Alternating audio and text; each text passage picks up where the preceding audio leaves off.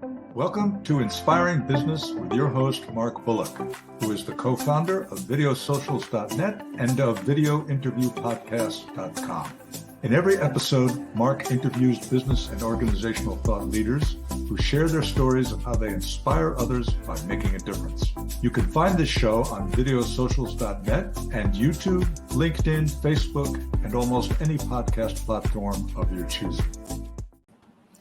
Welcome, and today we have something a little bit different for you guys, and you'll figure that out as we go. But my guest today is Cynthia Watson, whom I'm delighted to have with us today. And Cynthia has spent the last 25 years building a career in corporate America as a leader in internal audit and compliance for a large global organization. Well, why is she on this show? Well, as with many, the pandemic forced her to look at life from a different perspective. A cancer diagnosis for her mom required her to be available to help with her mother's care. And ultimately, this kind of pushed her to rejoin the world as an entrepreneur. And she did that by purchasing a waste management franchise called Accelerated Waste Solutions, or AWS. And AWS provides bulk and junk trash removal and valet trash services targeted to the multifamily market. And it's wonderful to have you today, Cynthia. Thank you. I'm very excited to be here.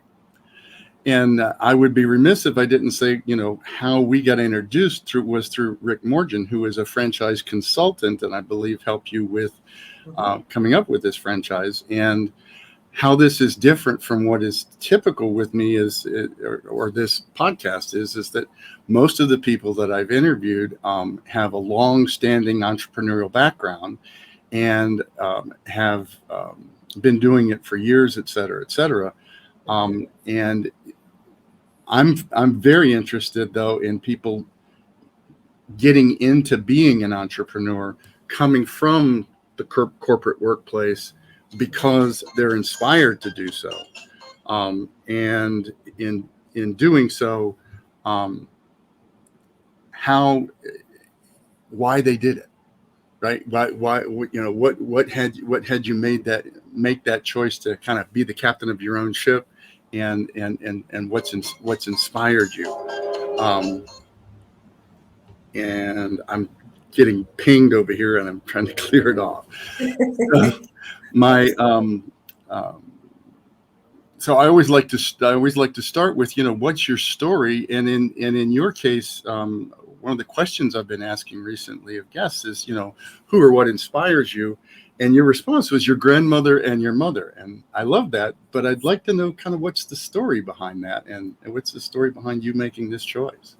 Well, when I was a young kid, so my mom actually was a teenage mother, and so I spent a lot of time as a child with my grandmother while my mom worked and was trying to, build a life for us. So my grandmother just always made me feel like I could do anything I wanted. Like if I wanted to anything possible, she felt like I need to know how to at least start it.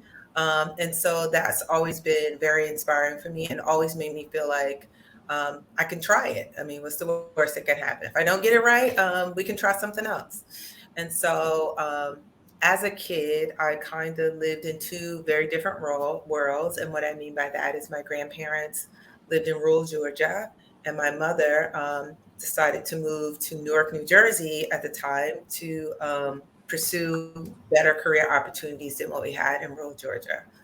And so I would spend my school year in one place and my summers in the other. And so in rural Georgia, we had to, chop wood and carry water and, dig wells and all. And then and when I was in the city, I was a latchkey kid. And so those two things kind of always were kind of bred me to kind of adapt to the environment. My mom always had 3 or more jobs as a kid. And so seeing how hard she worked, and that work ethic was very much ingrained in me. And the same thing with my grandmother. She kind of could do anything. I mean, repair cars, chop wood, cook dinner, make clothes. And she taught me and my sister that we need to be that same way. So we were often trying things that even to this day, people ask me, how do you know how to do that? Like, like, well, the short answer is my grandmother told me I had to know how to change a tire, or how to, put oil in my car, or how to, sew clothes, or how to make dinner, right? So those were things that she was like, you need to be able to take care of yourself in all circumstances. Awesome. And what I'm pulling from that is that it was instilled in you from a very young age from these powerful role models that you Mhm. needed to be self-reliant. Absolutely. And in that way, we're actually very similar. I've always been considered to be a jack of all trades, master of some, but I do my own car maintenance and yard work, and and I've designed networks, for the United Nations, right? So, and everything in between. So it's we're kindred spirits in the fact that we can, we can overcome, we can deal with whatever life throws at us. And sometimes wish what life would stop throwing something. Agreed. I agree with you 100%. I feel like, it kind of things get thrown at the people, I guess, that can take it. Yeah, absolutely. But, and I think I know the answer to this question, but I kind of want to hear it from you. So so you built up and you got I assume a great job, corporate America, doing some really important work, but you were an employee, and pandemic comes along, mom has a health issue that you need to help with, etc. What was the trigger point that had you decide to start your own business? Well, I guess there were a couple of things that kind of came together. So, actually, all my life, I've kind of been somewhat surrounded by entrepreneurs. So, my grandfather had a construction company. My uncle had a trucking company. My sister has a marketing business. Um, my father has a catering business, a food truck. So, it's like always been around me, and something that I was always curious about, but was afraid to take the leap. Mm. Um, I just always felt like, well, like in the case of my sister, she has her husband. So if things don't work out, she has him to fall back on, right? Right. Or in the case of my uncle, well, he has his wife and, she gives him benefits, like all those things that in my mind that I thought I needed a partner in order to do it. So I never thought I would be able to do it alone. Um, so you're right. Based on all those chores I had to do as a kid, I decided, you know what? I'm never doing these things again. I'm going to go to college, right? So, so I went to college, got my accounting degree, and started my business in corporate America. It's kind of funny. I graduated college during the time that the movie Eddie Murphy was in called Boomerang, Mm. and Robin Givens was this high-powered marketing executive. I was like, yeah, that's the career I want to have, right? I want that great office and those great clothes and all that kind of stuff. So I got my accounting degree, and I started doing consulting for KPMG, and actually was a very interesting and lucrative career for me. I got to travel around the world, meet a lot of very interesting people, and exposed to lots of things that I don't think I would have done otherwise. I left KPMG and started to work for Honeywell. And I know Honeywell has an international presence. And I got to travel often with them. I was there as a director and was spending, I would say, anywhere from a week to 2 weeks every month someplace, either in across the US or around the world. And then the pandemic happened. At the start of the pandemic, my mom was complaining about a pain in her leg. And lo and behold, when she went to get it checked out, they found it was cancer. Mm. And so at first, honestly, I guess we just, kind of rolled with the punches. We were like, okay, it is what it is. Let's figure out what we need to do and let's move. But once she started her chemotherapy, it was very debilitating to her body. I guess I just didn't realize how tough it would be. And it was And my mom's one of those people that she doesn't like to show pain or make other people feel like they have to help her.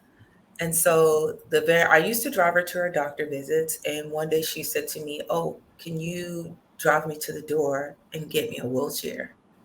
And I almost started to cry in that moment because I knew it had to be really bad for her to say that.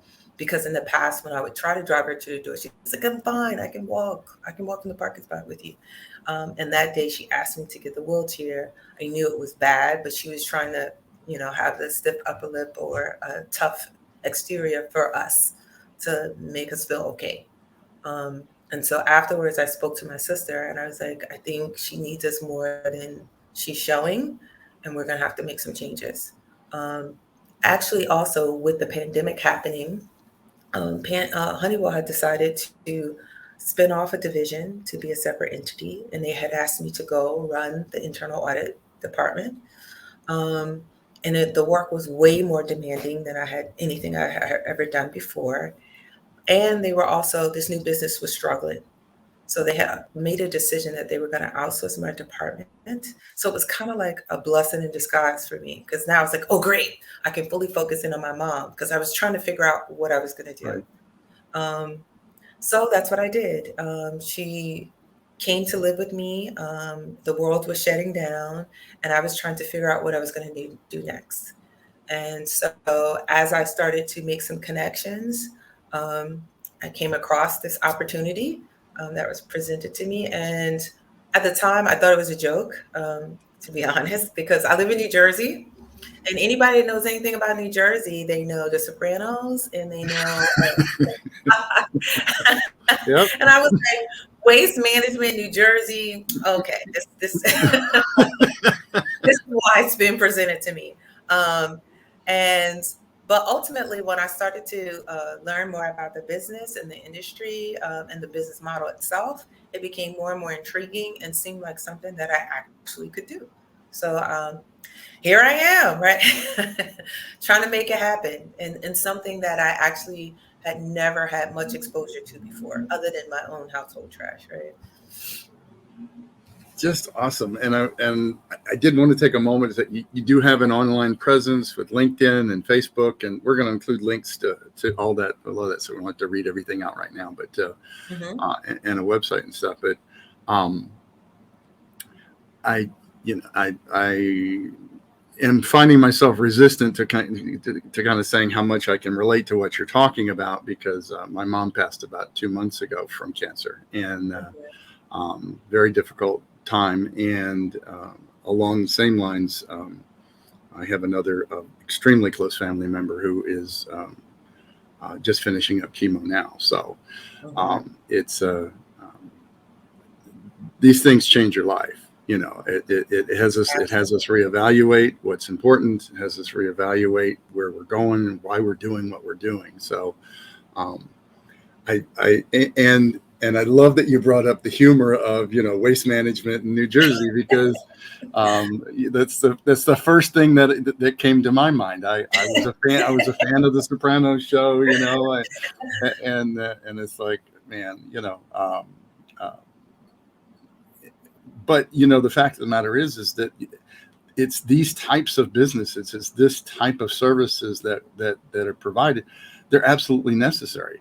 And they need to be above board, and they need to be doing, serving the communities. And so, I applaud you for looking beyond the cliches and looking at this is something that you can do, that can make a difference, that can help the community, and be above board, and do and also potentially provide for you, and your family. So kudos to you.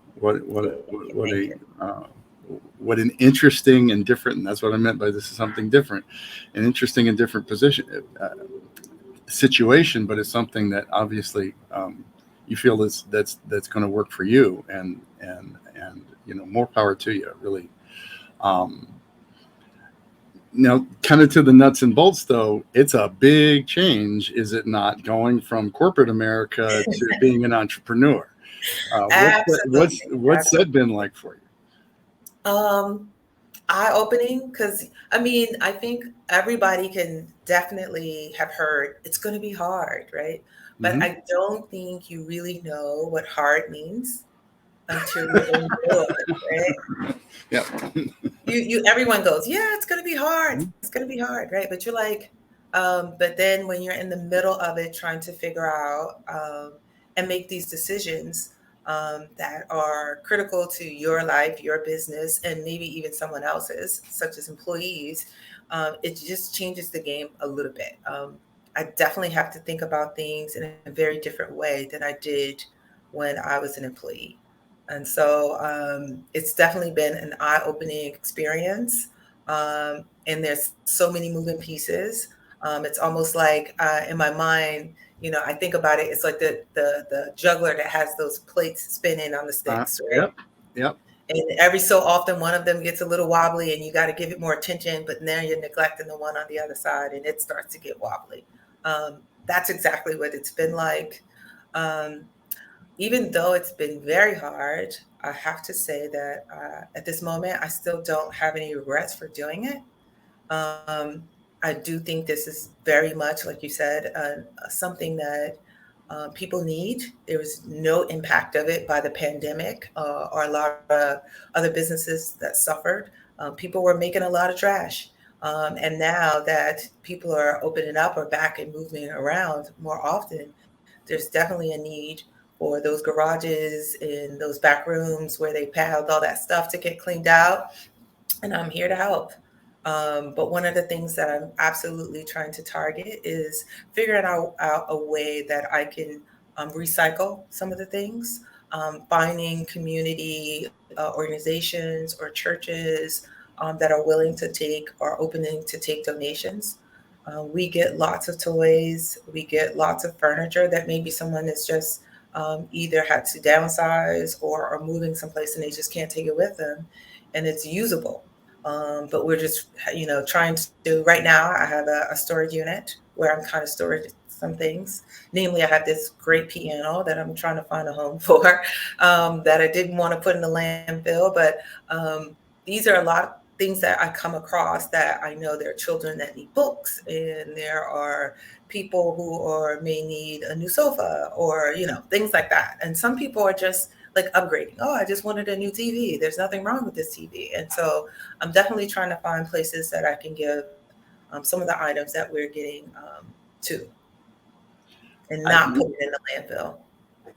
I that to me is the hinge pin, right? Because you're not just taking what I think, at least my perspective is that most waste management companies are just get rid of it, put it in the landfill, put it in the incinerator, whatever the thing is. And um, uh, if you haven't been, in the financial situation that you needed to go to the Salvation Army or the local church or whatever, you may not understand this, but I have been. And so I know what it's like to need and not have the resources to get new. And, and children that got to get clothed and functioning in life. So I really commend you for that choice right there, because that is, you're making possible for others who need. One person's waste is another person's treasure, right? So, Absolutely. Absolutely. thank you for doing that, because that to me is like that's the juice of it right there. Is taking somebody else's trash and making it somebody else's treasure. Um, that is awesome.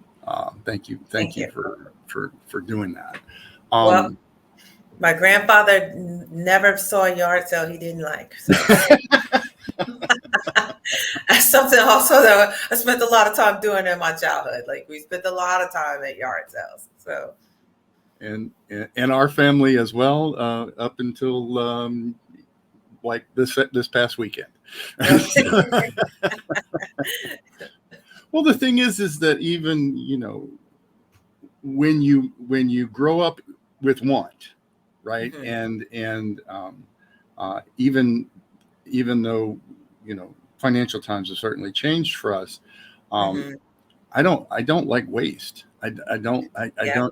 and if I need a cooler, there's lots of coolers at yard sales, that You're are most of them absolutely right. brand new, why, and why not get something that otherwise going to end up in a landfill or be Mhm. incinerated or whatever. Why do I need a brand new one if there's Yeah, I get something that's new and clean, right? So that's just a simple example, but yeah, I I can't get tell you how teased all many the time by my deals we've got.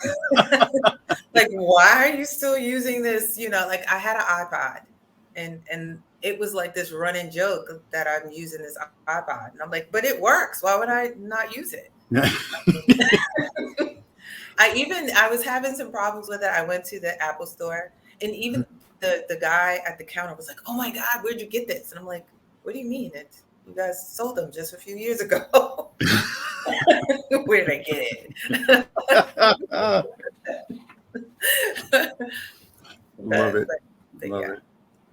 So terrific. So what do you think is your desire to help reuse, repurpose, etc., what otherwise might be waste materials? Is that part of the fabric of accelerated waste solutions, or is that something that you're doing out separately?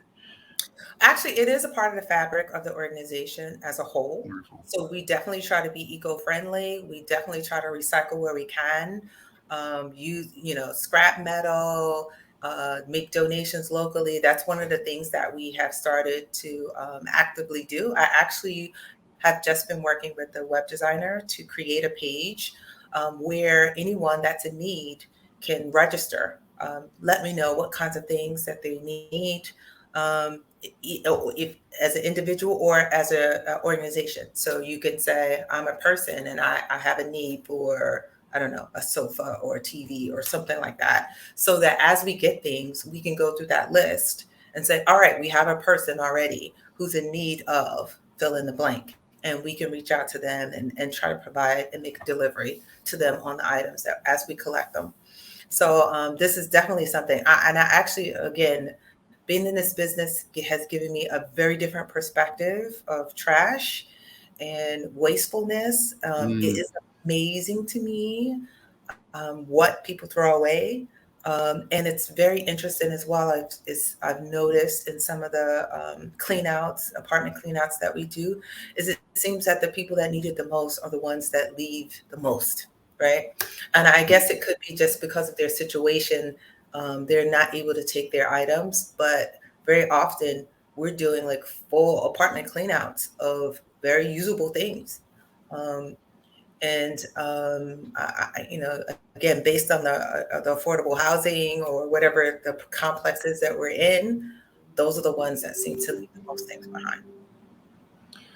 which is really one of the things that my wife and I have seen a lot of recently. I think FreeCycle is one of them. We also Mhm, use Facebook Marketplace, etc. mhm. Both Yeah. both in shopping or looking to buy something, but just as often in giving stuff away to people who can use it, and somebody that needs something that maybe we have, it's still functional, it works fine, we just don't need it anymore, and rather than just throw it away, Mhm. we put it out on FreeCycle, or we put it out on Facebook Marketplace, and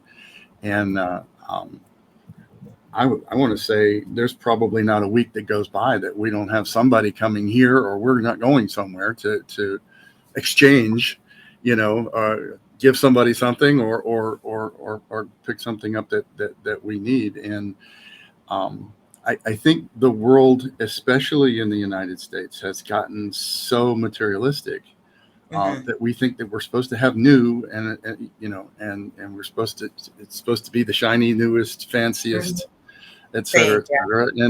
And look, even I'll go as far as to say this. My youngest son just got an apartment with his girlfriend in the last few months. And I was so proud of him because so little of what they outfitted this apartment with came from purchasing new in a store.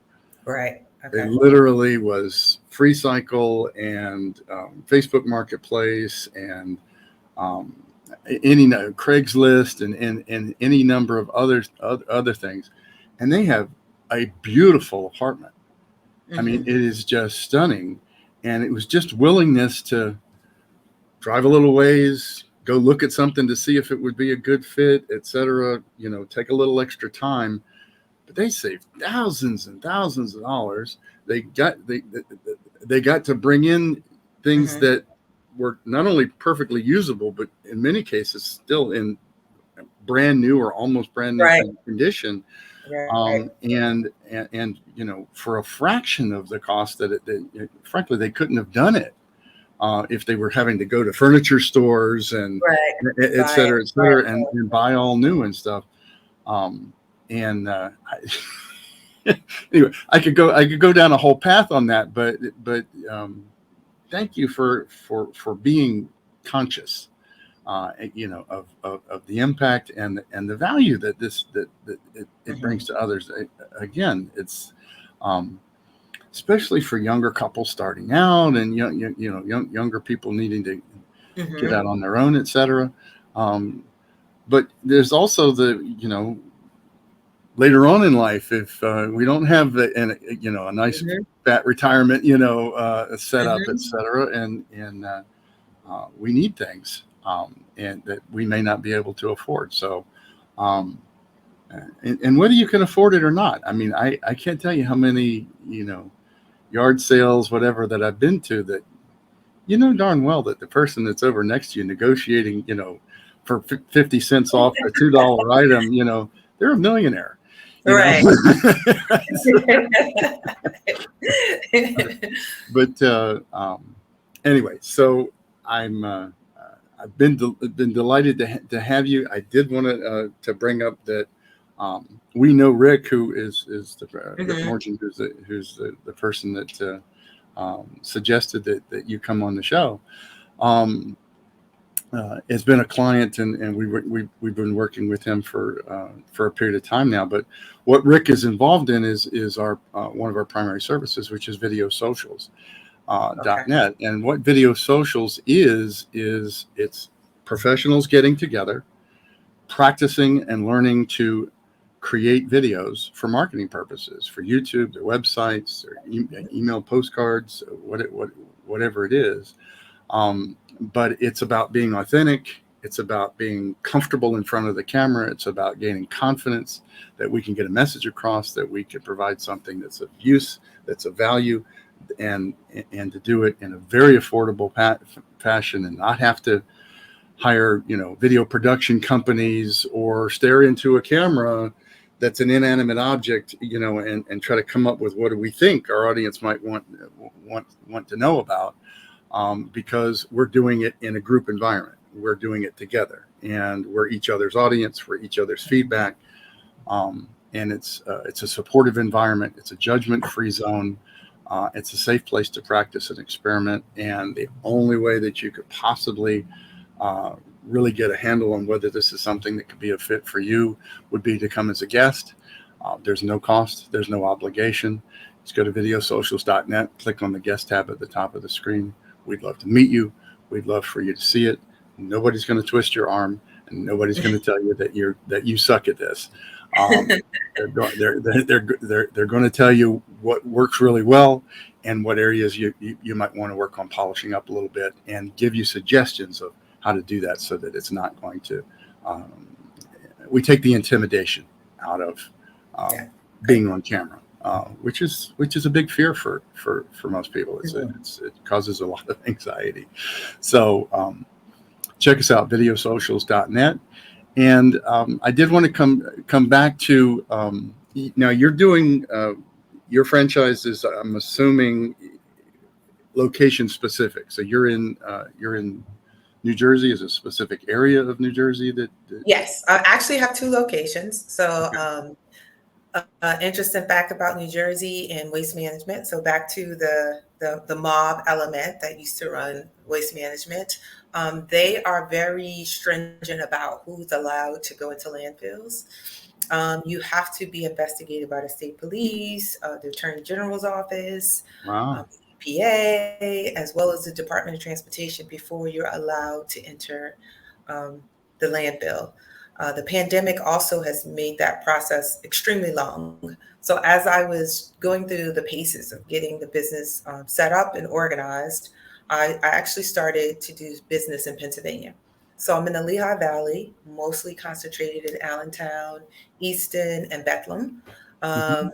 out in Pennsylvania. And I'm also in Essex, Hudson, and Union County of New Jersey. I finally got through all of the checks and balances. They have confirmed that I am not mob affiliated and has decided to present me with my DOT number as well as my stickers so that I may enter the landfill. So Awesome. Well, that's absolutely terrific. So again, we're going to have links, associated with whether you're listening to this on audio, whether or not you're watching this on video, so that you didn't have to remember everything, but, with websites and your LinkedIn profile and stuff like that. And I'm sure we'll also want to include a phone number. Yes, and I'll definitely give you the link for anybody organizations that want to register for any of the items as we collect them. Awesome. Cynthia, anything in closing? What are you looking forward to over the next year or two? Well, the next year or two. So I'm just now beginning to get started in New Jersey. So I'm looking forward to see how that's going to work out. I've been having lots of really good, promising meetings, and just looking to expand in the business. Now I've kind of piqued the interest of some of my family members who may be interested in joining me in the waste management business. Because I have to tell you, when I first told them I'm going to do this, they thought it was hysterical. I kind of presented this over Thanksgiving dinner, and everyone just stared at me blankly, like, you are not going to do this. Because again, as you have highlighted, this is very different than my life before. And even when, we've been out doing jobs, my mom comes with me on occasion and she's like, I can't believe you're actually picking up trash. So it'll be interesting to see how the business unfolds. There's a lot of great opportunity here. And so I'm excited to see what comes next. Well, Cynthia, I'm excited for you. I'm very grateful to have had you on today. Anything we can do to, try to help as much as possible. But folks, do check it out. If you've got a business, an apartment complex, a rental, whatever the situation is, you got trash. You need somebody to help you take care of that. Yes. Absolutely. Check in with Cynthia, because it is above the board. Straight, and